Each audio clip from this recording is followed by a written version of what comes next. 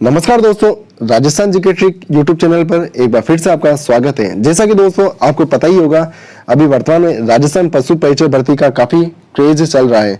दोस्तों आज हम मॉडल पेपर नंबर 10 लेकर आए हैं, जिसमें आपको 50 क्वेश्चन का अध्ययन कराया जाएगा, जो हूबहू एग्जाम पैटर्न पर आधारित होगा, जिसमें आपके करंट अफेयर्स, दैनिक विज्ञान, सामान्य गणित और सामान्य ज्ञान से संबंधित 50 प्रश्न उसमें सम्मिलित होंगे। तो दोस्तों देरी ना करते हुए वीडियो को स्टार्ट करते हैं और दोस्तों वीडियो को अंत तक देखते रहिए। चलो दोस्तों प्रश्न नंबर 1 स्टार्ट करते हैं। तो अपना प्रश्न नंबर एक क्या हो जाएगा? प्रश्न नंबर पहला है, निम्नलिखित में से किस जिले को लकड़ी की पहाड़ी और घाटियों की भूमि के रूप में जाना जाता है? जो लकड़ी की पहाड़ी और घाटियों की भूमि के रूप में जाना जाता है, झालावाड़ को, उदयपुर को, बारा को या बांसवाड़ा को, किसे जाना जाता है लकड़ी की पहाड़ी और घाटियों के रूप में?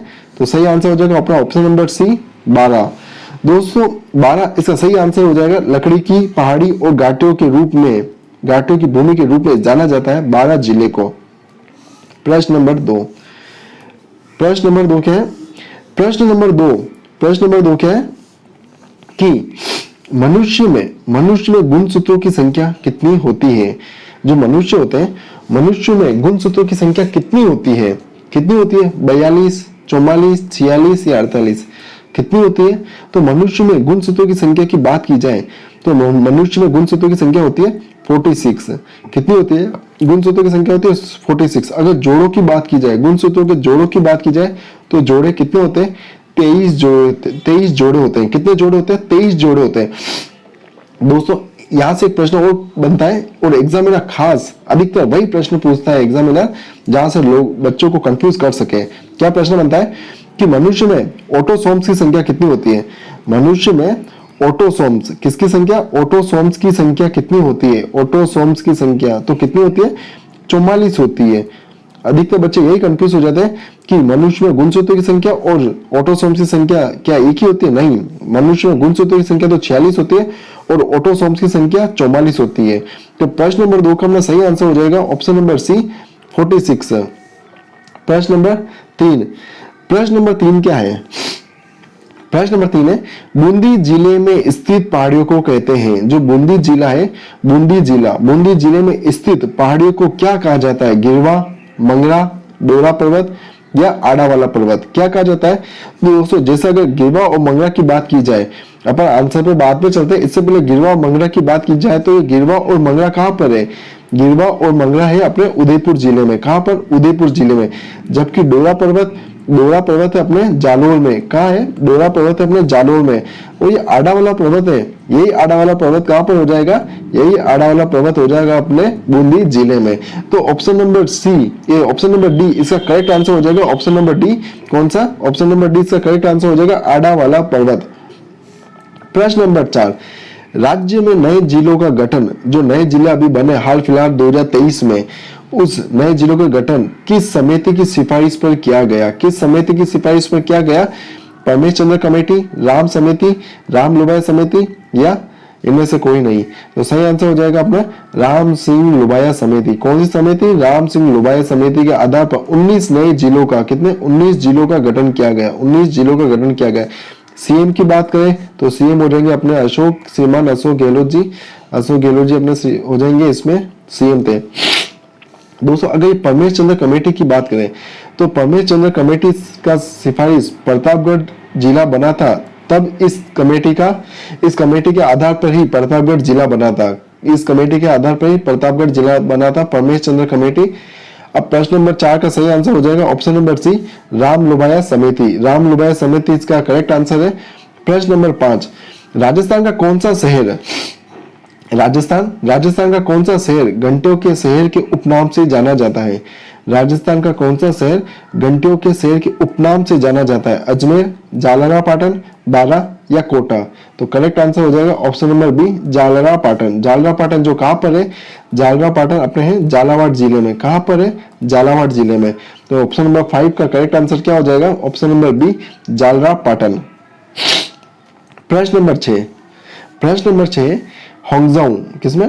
होंगजाऊ चीन में आयोजित पैरा एशियाई खेलों गेम में होंगजाओ, जो कहां पर आयोजित है, चीन में आयोजित है, वहां पर अभी गेम चल रहे हैं। कौन से गेम? पैरा एशिया गेम्स में किस खिलाड़ी ने rowing PR mixed double scull प्रतियोगिता में रजत पदक जीता है? Rowing PR mixed double scull प्रतियोगिता में रजत पदक जीता है। निमिषा सुरेशा ने, व्रती जैन ने, अनीता चौधरी ने या कृष्णा रागन ने? तो क्या किसने जीता आपने? अनीता चौधरी ने। जो अनीता चौधरी है उसने जो अभी होंगजाओ चीन में जो प्रतियोगिता चल रही है उसमें इन्होंने रजत पदक जीता है। अनीता चौधरी की बात की जाए तो अनीता चौधरी अपने झुंझुनू, कहाँ की निवासी है? झुंझुनू जिले की निवासी है। झुंझुनू जिले की निवासी है। दोस्तों इसी प्रतियोगिता में अवनी लेखरा ने, किसने? अवनी लेखरा ने शूटिंग में 10 मीटर एयर राइफल शूटिंग में स्वर्ण पदक जीता है। क्या जीता है? 10 मीटर एयर राइफल में स्वर्ण पदक जीता है। 10 मीटर एयर राइफल में स्वर्ण पदक जीता है। अवनी लेखरा की बात की जाए तो ये जयपुर की निवासी है। कहाँ की निवासी है? जयपुर की निवासी है। तो प्रश्न नंबर 6 का अपना करेक्ट आंसर हो जाएगा option number C, Anita Chaudhary. चलते हैं प्रश्न नंबर 7 की ओर। प्रश्न नंबर 7 की ओर बढ़ने से पहले दोस्तों मैं आपको यह बताना चाहता हूं, अगर हमारा वीडियो आपको पसंद आए तो दोस्तों इसे लाइक और शेयर करना ना भूलें। और दोस्तों अगर इस वीडियो की आपको पीडीएफ चाहिए तो हमारे टेलीग्राम पे जुड़ जाइए और वहां से आपको हर दिन प्रत्येक दिन अपडेट पीडीएफ अवेलेबल होती रहेगी। चलते प्रश्न नंबर 7 की ओर। मुकुंदरा पहाड़ी किस जिले में स्थित है? जो मुकुंदरा पहाड़ी है वह किस जिले में स्थित है? टोंक जिले में, बांसवाड़ा जिले में, कोटा जिले में या बूंदी जिले में? तो मुकुंदरा पहाड़ी अधिकतर स्थित है किस जिले में? तो कोटा जिले में स्थित है। किस जिले में स्थित है? कोटा जिले में। दोस्तों इसी कोटा की अगर बात की जाए तो इसी कोटा में कौन सा? विज्ञान कंगार भूमि भी स्थित है। कौन सी? विज्ञान कंगार भूमि। इसी कोटा में ऊपर माल का पठार भी स्थित है। कौन सा पठार? ऊपर माल का पठार भी स्थित है। इसी कोटा में दक्कन का लावा पठार, कौन सा? दक्कन का लावा पठार भी स्थित है। दक्कन का लावा पठार भी स्थित है। प्रश्न नंबर 7 का सही आंसर हो जाएगा ऑप्शन नंबर सी, कोटा जिला। प्रश्न नंबर 8 क्या है? काश यदि मैं लड़की होता तो अपनी तालीम के लिए वन स्थली ही आता, यह कथन किसका है? तो यह कथन अपने option number B, Pandit Jawaharlal Nehru का है। किसका कथन है? पंडित जवाहरलाल नेहरू। प्रश्न नंबर 9 क्या है? बच्चों में जो सूखा रोग होता है, कौन सा रोग? बच्चों में जो सूखा रोग होता है तथा वयस्कों में ऑस्टियोपोरोसिस, कौन सा रोग? ऑस्टियोपोरोसिस रोग किस विटामिन की कमी से होता है? जो बच्चों में सूखा रोग होता है और ऑस्टियोपोरोसिस रोग होता है तो वह किस विटामिन की कमी से होता है? तो विटामिन डी की कमी से होता है। किस विटामिन डी की कमी से होता है? विटामिन डी की कमी से होता है। तो इसका करेक्ट आंसर हो जाएगा, क्या हो जाएगा? Option number C. Option number C इसका करेक्ट आंसर है, विटामिन डी। प्रश्न नंबर 10 क्या है? प्रश्न नंबर 10 है, कामड़िया पंथ की स्थापना किसने की थी? जो कामड़िया पंथ की स्थापना किसने की? गोगा जी, पाबू जी, रामदेव जी या तेजा जी? तो कामड़िया पंथ की स्थापना की थी अपने रामदेव जी से संबंधित है कामड़िया पंथ। और इसी कामड़िया पंथ में 13 ताली नृत्य का आयोजन किया जाता है। कौन सा नृत्य का आयोजन किया जाता है? 13 ताली नृत्य का आयोजन किया जाता है। रामदेव जी की अगर पिताजी की बात की जाए तो रामदेव जी के पिताजी का नाम क्या था? इनके पिताजी का नाम था अजमाल। क्या नाम था? इनके पिता का नाम था अजमाल। चलते हैं प्रश्न नंबर 11 की ओर।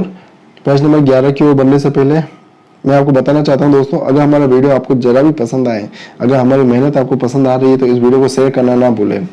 प्रश्न नंबर 11 क्या है?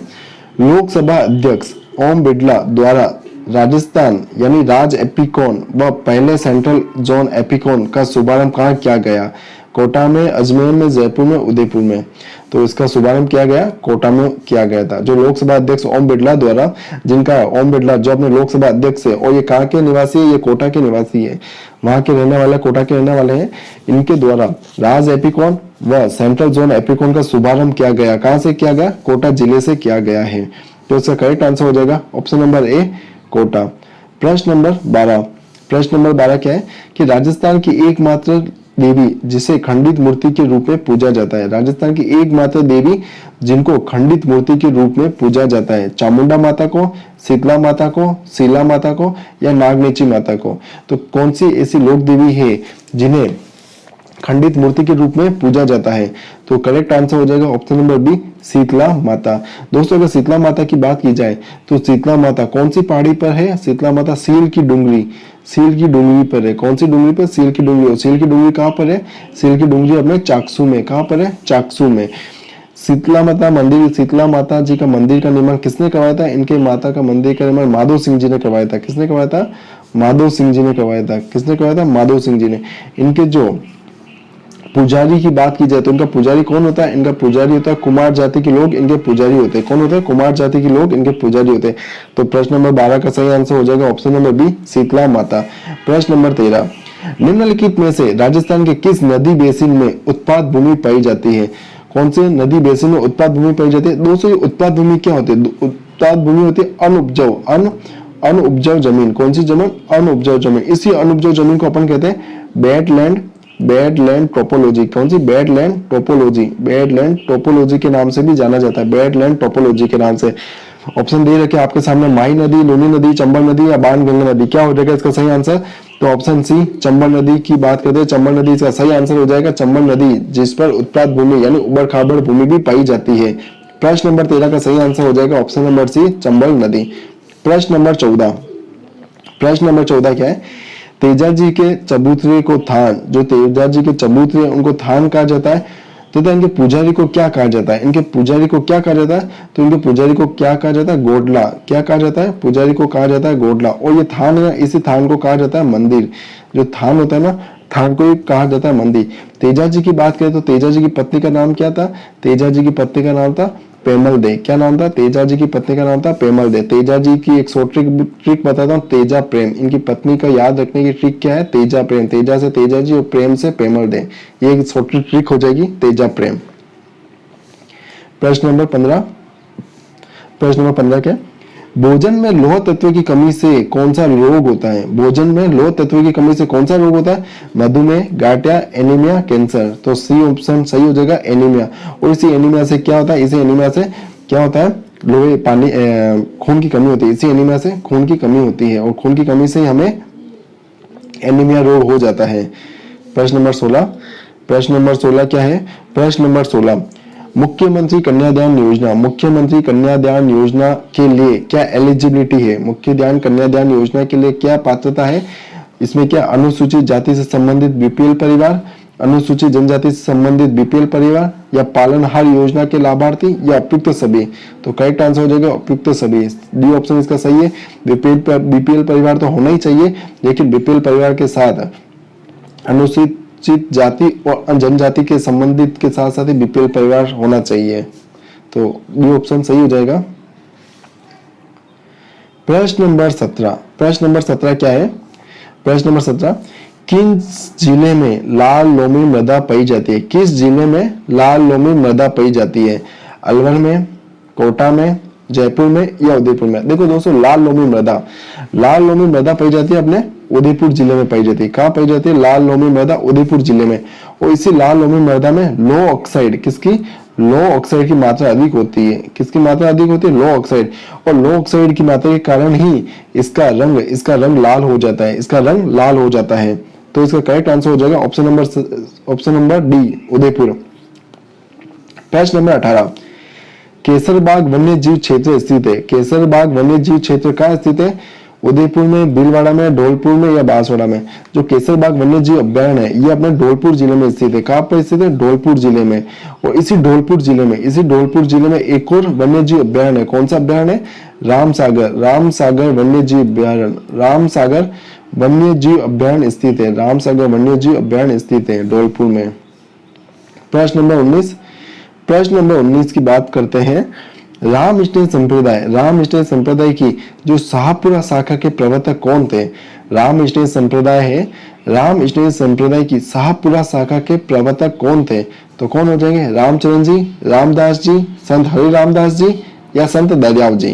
दोस्तों अगर अपन बात करें शाहपुरा शाखा, तो शाहपुरा जो पहले क्या था? शाहपुरा एक तहसील थी। अभी वर्तमान में क्या है? शाहपुरा एक जिला बन चुका है। शाहपुरा वर्तमान में जिला बन चुका है, जो अजमेर संभाग में आता है। कौन से संभाग में आता है? अजमेर संभाग में आता है। और इसी शाहपुरा में रामकृष्ण संप्रदाय की प्रधान पीठ है। रामकृष्ण संप्रदाय की क्या है? प्रधान पीठ है। इसी शाहपुरा शाखा में राम स्टेट संप्रदाय की प्रधान पीठ है, जिसकी नींव रखी थी, किसने नींव रखी थी? रामचरण जी ने। जिसकी नींव रखी थी, रामचरण जी ने नींव रखी थी, रामचरण जी ने नींव रखी थी। इनके गुरु की बात की जाए तो गुरु का क्या नाम था? गुरु का नाम था कृपाराम था। इनके उपदेश किस ग्रंथ में संग्रहित है? अनबेवानी नामक ग्रंथ में इनके उपदेश संग्रहित है। इसी शाहपुरा में एक उत्सव मनाया जाता है। कौन सा उत्सव मनाया जाता है? फूलडोल उत्सव मनाया जाता है। कब मनाया जाता है? चैत्र कृष्ण प्रतिपदा से पंचमी तक मनाया जाता है। प्रश्न नंबर 20 क्या है? चांद बावड़ी कहाँ स्थित है? चांद बावड़ी कहाँ स्थित है? तो चांद बावड़ी अपने स्थित है आबानेरी में स्थित है। कहाँ स्थित है चांद बावड़ी है आबानेरी में स्थित है। और आबानेरी कहाँ आता है? आबानेरी आता है अपने, क्या आता है? आबानेरी आता है अपने दौसा में आता है। इस चांद बावड़ी का निर्माण किसने करवाया था? चांद बावड़ी का निर्माण करवाया था निकुंभ चांद ने करवाया था। किसने करवाया था? निकुंभ चांद ने इसका निर्माण करवाया था। तो ऑप्शन नंबर बी सही आंसर हो जाएगा, आबानेरी। प्रश्न नंबर 21 का है, निम्नलिखित में से कौन सा स्थान है जिसे राजस्थान की छोटी काशी कहा जाता है? निम्नलिखित में से वह कौन सा स्थान है जिसे राजस्थान की छोटी काशी कहा जाता है? सवाईमाधोपुर, अलवर, बूंदी या बीकानेर? तो करेक्ट आंसर हो जाएगा अपना option number C correct answer हो जाएगा, बूंदी जिले को ही राजस्थान की छोटी काशी कहा जाता है। प्रश्न नंबर 22 का है, वसा का पाचन किस एंजाइम की सहायता से होता है? जो वसा का पाचन किस एंजाइम की सहायता से होता है? लाइपेज, सुक्रोज, माल्टोज या लैक्टोज? तो क्या हो जाएगा? ऑप्शन नंबर ए लाइपेज के नाम से ही वसा का पाचन होता है, लाइपेज नामक एंजाइम से ही। प्रश्न नंबर 13 क्या है? प्रश्न नंबर 13, शुष्क वन अनुसंधान संस्थान आफरी की स्थापना कब की गई? तो दोस्तों जैसे आफरी की स्थापना की गई थी अपने 1985 में की गई थी। कब की गई थी? 1985 में। और 1959 की बात करें तो 1959 में काजरी की स्थापना की गई थी। कब? काजरी की स्थापना। तो इस प्रश्न से आपको दोनों ही याद रखना है कि 1985 में आफरी की स्थापना की गई थी और 1959 में काजरी की स्थापना की गई थी। प्रश्न नंबर 24 क्या है? राज्य में किस जिले में वर्षा के वितरण में सर्वाधिक वर्षा परिसर देखने को मिलती है? राज्य के किस जिले में वर्षा के वितरण में सर्वाधिक वर्षा देखने को मिलती है? राजसमंद, सिरोही, अलवर, कोटा? तो करेक्ट आंसर हो जाएगा इसका ऑप्शन नंबर बी, सिरोही जिले में सर्वाधिक वर्षा देखने को मिलती है। प्रश्न नंबर 25, 37वां नेशनल गेम्स में राजस्थान ने बास्केटबॉल टीम में कौन सा पदक जीता है? राजस्थान ने बास्केटबॉल में कौन सा पदक जीता है? स्वर्ण पदक, रजत पदक, कांस्य पदक या इनमें से कोई नहीं। तो दोस्तों अगर बात की जाए 37वें नेशनल गेम की, तो 37वां नेशनल गेम कहाँ आयोजित किया जा रहा है? यह आयोजित किया जा रहा है गोवा में आयोजित किया जा रहा है। और जिसमें बास्केटबॉल की टीम में कौन सा पदक जीता है? स्वर्ण पदक जीता है। कौन सा पदक जीता है? स्वर्ण पदक। तो ए ऑप्शन इसका सही हो जाएगा, ए ऑप्शन स्वर्ण पदक। प्रश्न नंबर 26 क्या है? दुर्गादास राठौड़ ने मारवाड़ के किस शासक को गद्दी पर बिठाने में सहयोग दिया था? जो दुर्गादास राठौड़ है मारवाड़ के किस शासक को गद्दी पर बिठाने में सहयोग दिया था? अजीत सिंह, कंस सिंह, अमर सिंह या जसवंत सिंह? तो किससे दिया था? अजीत सिंह को दिया गया था, अजीत सिंह। इसी अजीत सिंह को कान का कच्चा राजा भी कहा जाता है, कान का कच्चा राजा भी कहा जाता है इसी अजीत सिंह को। प्रश्न नंबर 27 क्या है? प्रश्न नंबर 27, जाकम सिंचाई परियोजना राजस्थान के किस जिलों में स्थित है? जाकम सिंचाई परियोजना राजस्थान के किस सिंचाई सुविधा किस जिले में देती है? तो किस जिले में देती है? प्रतापगढ़, भीलवाड़ा, सिरोही या अजमेर? तो क्या हो जाएगा इसका सही आंसर? इसका सही आंसर हो जाएगा ऑप्शन नंबर ए, प्रतापगढ़ इसका सही आंसर हो जाएगा। प्रतापगढ़ इसका सही आंसर हो जाएगा। दोस्तों अगर जाकम सिंचाई परियोजना की बात की जाए तो ये जाकम सिंचाई परियोजना है, ये अपने डूंगरपुर में और उदयपुर और प्रतापगढ़ तीनों में ये सिंचाई व्यवस्था उपलब्ध करवाती है। प्रश्न नंबर 28 क्या है? आपातकालीन घटनाओं के समय यानी आपातकालीन घटना होती है तुरंत प्रभाव से कौन सी ग्रंथि एक्टिव हो जाती है? थायराइड ग्रंथि, एड्रिनल ग्रंथि, थाइमस ग्रंथि या पैराथार्मोन ग्रंथि? कौन सी ग्रंथि हो जाती है? तो हो जाएगी अपने एड्रिनल ग्रंथि। कौन सी ग्रंथि? एड्रिनल ग्रंथि। ऑप्शन नंबर बी इसका करेक्ट आंसर है, एड्रिनल ग्रंथि। प्रश्न नंबर 29 गोवा में चल रहे, कहां पर, गोवा में चल रहे नेशनल गेम्स में किस खिलाड़ी ने तलवारबाजी में स्वर्ण पदक जीता है? किस खिलाड़ी ने तलवारबाजी में स्वर्ण पदक जीता है? अदिति ने, पंकज गहलोत ने, या नितेश जाखड़ ने, या सुनील जाखड़ ने? दोस्तों किसने जीता है? किसने जीता है? किसने जीता है बताओ, किसने जीता है? तो इसका सही आंसर हो जाएगा अपने, कौन हो जाएगा सही आंसर? सुनील जाखड़। जो सुनील जाखड़ है इसका सही आंसर हो जाएगा option number D, Sunil Jakhar. प्रश्न नंबर 30,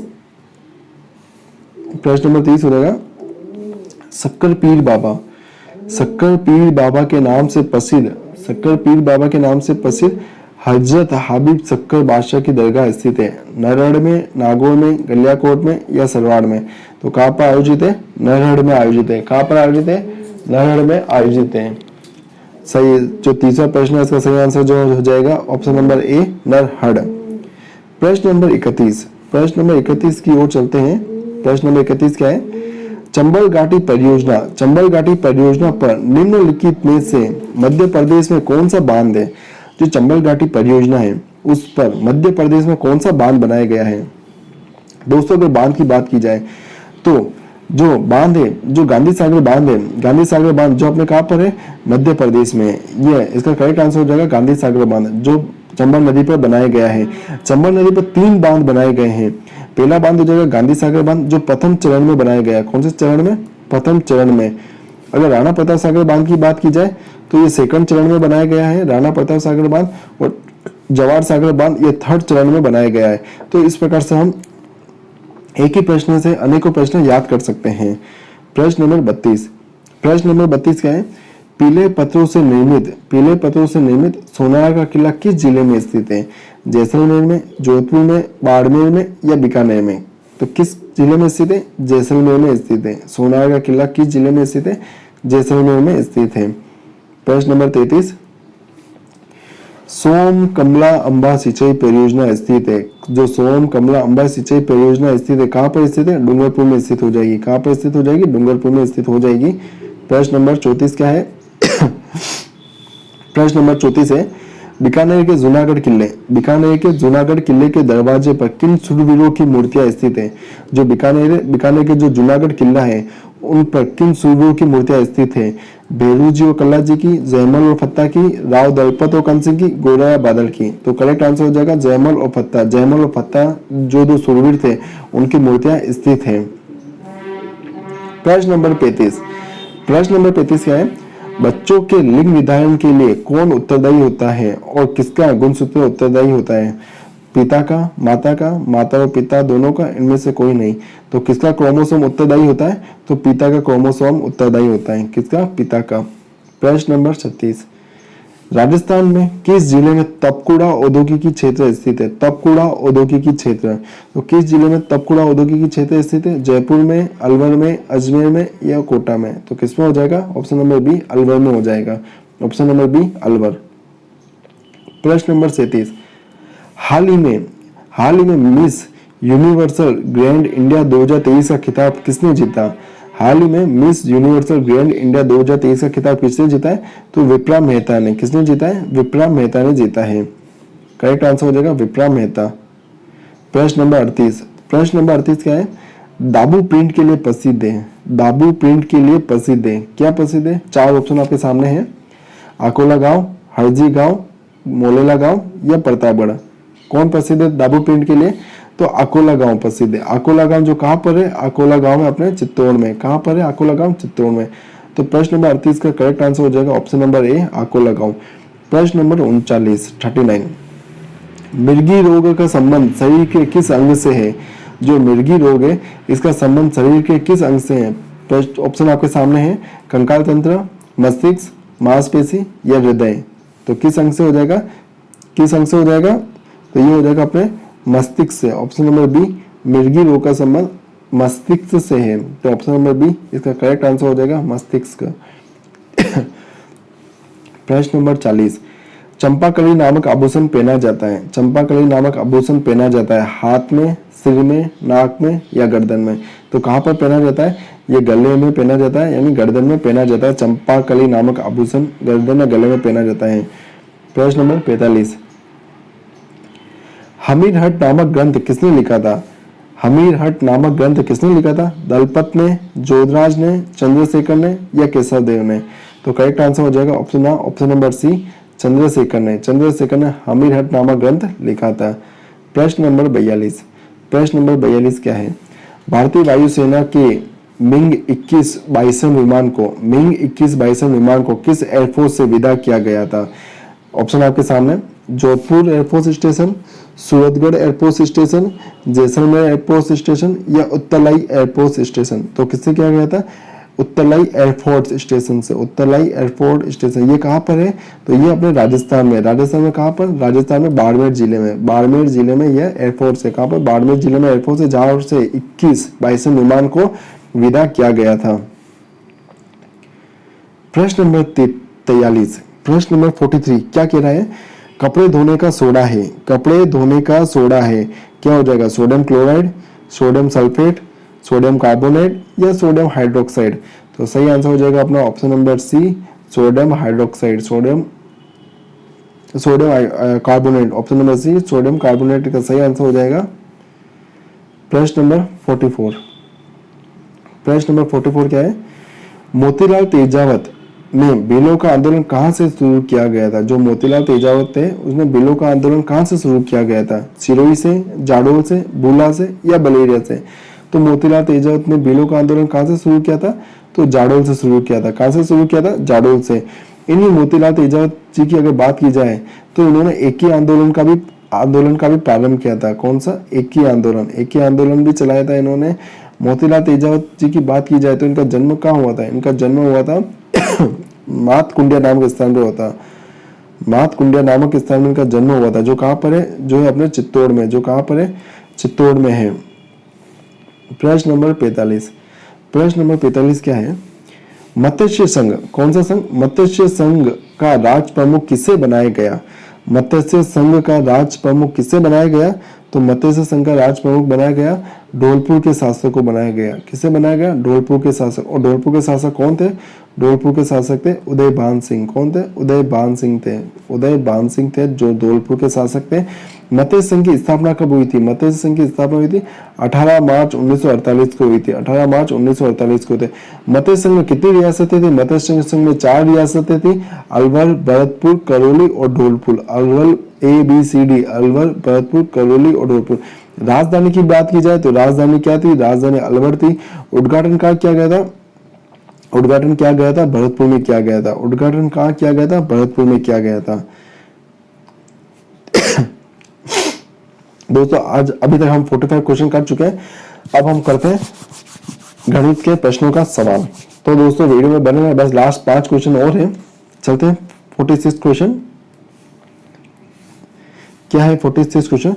दो संख्या दे रखी है, उनके मध्य अनुपात दे रखा है। कितना अनुपात दे रखा है? 2:3 का अनुपात है। दोनों का गुणनफल, अगर दोनों का गुणनफल कितना है? 54 है, तो संख्या क्या होगी? क्या होगी संख्या? तो देखो इस प्रश्न को करने से पहले एक बार समझते हैं। जैसे दो संख्या दे रखी है, यानी संख्या पहली और संख्या दूसरी, इनका अनुपात दे रखा है। कितना अनुपात? 2:3। 2:3 का अनुपात दे रखा है। और अगर इन दोनों का गुणा किया जाए, यानी इन दोनों का गुणा किया जाए तो गुणनफल अपन को कितना प्राप्त होता है? 54 प्राप्त किया जाता है। मतलब दो संख्या है, उनका अनुपात दे रखा है और इन अनुपात को अगर अपन गुणा करेंगे तो अपन को कितना प्राप्त होगा? 54 प्राप्त होगा। तो अगर मैं इनकी संख्या पूछिए तो x हो जाएगा और ये 3x हो जाएगा। अगर इनका मैं गुणा करता हूँ 2x और 3x का, तो कितना हो जाएगा? 6x square is equal to 54। कितना हो जाएगा? 6x square is equal to 54। तो x स्क्वायर हो जाएगा, कितना हो जाएगा? x स्क्वायर हो जाएगा अपना 36। जब 54 में अपन 6 का भाग देंगे तो x बराबर कितना हो जाएगा? x बराबर हो जाएगा 6 हो जाएगा। कितना हो जाएगा? x बराबर 6 हो जाएगा। यानी ये जो वैल्यू है ना, वो x की वैल्यू है। क्या है? वैल्यू x की वैल्यू। तो पहली संख्या क्या होगी? तो पहली संख्या होगी, अनुपात दे रखा 2 × 6, कितनी हो जाएगी? 12। जबकि अगर दूसरी संख्या पूछे तो 3 × 6, तो कितनी हो जाएगी? दूसरी संख्या हो जाएगी, दूसरी संख्या कितनी हो जाएगी? 18 हो जाएगी। कितनी हो जाएगी? दूसरी संख्या 18 हो जाएगी। करेक्ट हो जाएगा इसका आंसर ऑप्शन नंबर बी 12। चलते हैं प्रश्न नंबर 47 की ओर। प्रश्न नंबर 47 क्या है? 50 लीटर मिश्रण में, कितने लीटर मिश्रण में, 50 लीटर मिश्रण में दूध व पानी का अनुपात, दूध और पानी का अनुपात 3:2 है। यदि इसमें 5 लीटर पानी और मिला दिया जाए तो दूध और पानी का नया अनुपात क्या हो जाएगा। दोस्तों अभी दूध और पानी का जो मिश्रण है, कितना मिश्रण है, दूध और पानी का मिश्रण है अभी 50 लीटर। अगर इस मिश्रण में 5 लीटर पानी और मिला दिया जाए तो नया मिश्रण कितना हो जाएगा, नया मिश्रण हो जाएगा 55 लीटर, है ना। ये हो गया अपना पुराना दूध और पानी का मिश्रण, कितना, 55 लीटर। इसमें दूध और पानी का मिश्रण हो जाएगा, कितना हो जाएगा, दूध और पानी हो जाएगा, इसमें दूध तो हो जाएगा 30 और पानी हो जाएगा कितना, 20।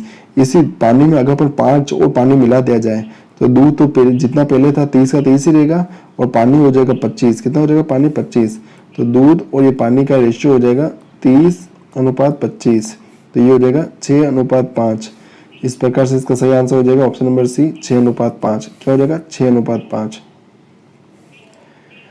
प्रश्न नंबर 48 क्या है, राम का वेतन मोहन के वेतन से 25% अधिक है। यानी राम का वेतन कितना अधिक है, मोहन के वेतन से 25% अधिक है। तो बताओ मोहन का वेतन राम के वेतन से कितना प्रतिशत कम है। मतलब मोहन का वेतन पूछा है राम के वेतन से, मोहन का वेतन पूछा है राम के वेतन से। ये राम होगा, ये मोहन हो गया। अगर मोहन का वेतन कितना 100 है तो राम का वेतन कितना होगा, 125 होगा, क्योंकि ये 25% अधिक है। कितना अधिक है। अगर इनके रेशियो की बात की जाए तो रेशियो क्या हो जाएगा, रेशियो हो जाएगा 5:4 हो जाएगा। कितना हो जाएगा, 5:4। बात करते हैं अपन कितना अधिक है राम का वेतन से मोहन का वेतन, तो 25/125 किसके वेतन से, राम के वेतन से, इंटू 100। जब अपन इसको डिवाइड करेंगे तो इसका करेक्ट आंसर हो जाएगा 20% अधिक, 20% अधिक। इसका सही आंसर हो जाएगा प्रश्न नंबर 49। प्रश्न नंबर 49 क्या है, किसी वस्तु को 630 रुपए में बेचने पर 10% की हानि होती है तो बताओ 910 रुपए में बेचने पर कितने प्रतिशत लाभ या हानि होगी। दोस्तों किसी वस्तु को अगर अपन 630 रुपए में बेचते हैं तो अपन को 10% की हानि होती है। तो 630 रुपए में बेचने की जब अपन बेचते हैं तो 10% की हानि होती है, तो 630 रुपए में बेचो मत। क्यों बेचना 630 रुपए में, 10% का भी नुकसान क्यों लेना। तो 630 है, अगर 630 को ये 630 90 के बराबर है, क्योंकि 10% के नुकसान पे बेच रहा हूँ मैं 630 को, तब मेरे को 10% की हानि हो रही है। तो मैं इसको 10% की हानि चाहता ही नहीं, मैं इसको 100% पे बेचूंगा। तो अपन को कितना प्राप्त होगा, 700 रुपए। यानी मतलब वो वस्तु कितने रुपए की है, 700 रुपए की। अगर मैं 700 रुपए की वस्तु को 10% की हानि पे बेच रहा हूँ तो 630 रुपए में बेचनी पड़ेगी मेरे को। अब क्या बोला इन्होंने कि 700 रुपए की वस्तु को अपन को कितने में बेचना है, 910 रुपए में बेचना है। 700 रुपए की वस्तु को कितने में बेचना है, 910 रुपए में बेचना है। तो अपन को कितना प्रॉफिट होगा, 210 रुपए का प्रॉफिट होगा। लेकिन अपन को प्रॉफिट कितने पूछा है, परसेंटेज में पूछा है। तो 210/700 रुपए कितने में खरीदा, 700 रुपए में, इंटू 100 करते हैं तो अपन को कितना फायदा मिलेगा, 30% का लाभ होगा। कितना लाभ होगा, 30% का लाभ होगा। तो ऑप्शन नंबर डी इसका सही आंसर हो जाएगा 30%। ऑप्शन नंबर डी इसका सही हो जाएगा 30%। प्रश्न नंबर 50 क्या है, कोई राशि 10% की दर से कितने समय में तिगुनी हो जाएगी। कोई राशि 10% की दर से कितने समय में तिगुनी हो जाएगी। मान लेते हैं कोई राशि है, क्या है, कोई राशि 100 रुपए है। 100 रुपए से वो 300 रुपए हो जाती है, 100 रुपए से वो 300 रुपए हो जाती है। कितने समय में हो जाएगी, कितने समय में हो जाएगी, समय पूछा है कितने समय में हो जाएगी। अगर ब्याज की बात की जाए तो अपन को कितना डिफरेंस हो जाएगा, इनका 200 रुपए ब्याज मिलेगा। यानी 100 रुपए से 300 रुपए हो जाएगी। अगर अपन किसी को 100 रुपए देते हैं तो वो 300 रुपए हो जाएंगे, तो अपन को कितना प्रॉफिट होगा, 200 रुपए का प्रॉफिट होगा। वही 200 रुपए अपना ब्याज है। इसी समय का फॉर्मूला की बात की जाए तो समय का फॉर्मूला हो जाएगा ब्याज इंटू 100 मूलधन इंटू दर। ब्याज कितना दे रखा है, ब्याज दे रखा है 200 इंटू 100। मूलधन कितना दे रखा है, मूलधन हो जाएगा 100 क्योंकि अपना मूलधन दे रखा है इंटू दर दे रखी है हमने 10%, दर दे रखी है 10%। जब अपन इसको काटेंगे तो आंसर क्या हो जाएगा, जब 2 जीरो से 2 जीरो काटेंगे, 1 जीरो से 1 जीरो काटेंगे तो अपना आंसर हो जाएगा 20 वर्ष। इसका सही आंसर हो जाएगा 20 वर्ष। दोस्तों अगर आपको हमारे द्वारा लाए गए प्रश्न जरा भी आपके मेहनत में आपको सफलता का आधार लगता है तो हमारे वीडियो को लाइक और शेयर करना ना भूलें। दोस्तों अगर इस वीडियो की आपको PDF चाहिए तो हमारे टेलीग्राम ग्रुप पे जुड़ जाइए। वहां पर आपको प्रतिदिन इसकी वीडियो की अपडेट भी मिलती रहेगी और PDF भी अवेलेबल करा दी जाएगी। थैंक यू दोस्तों।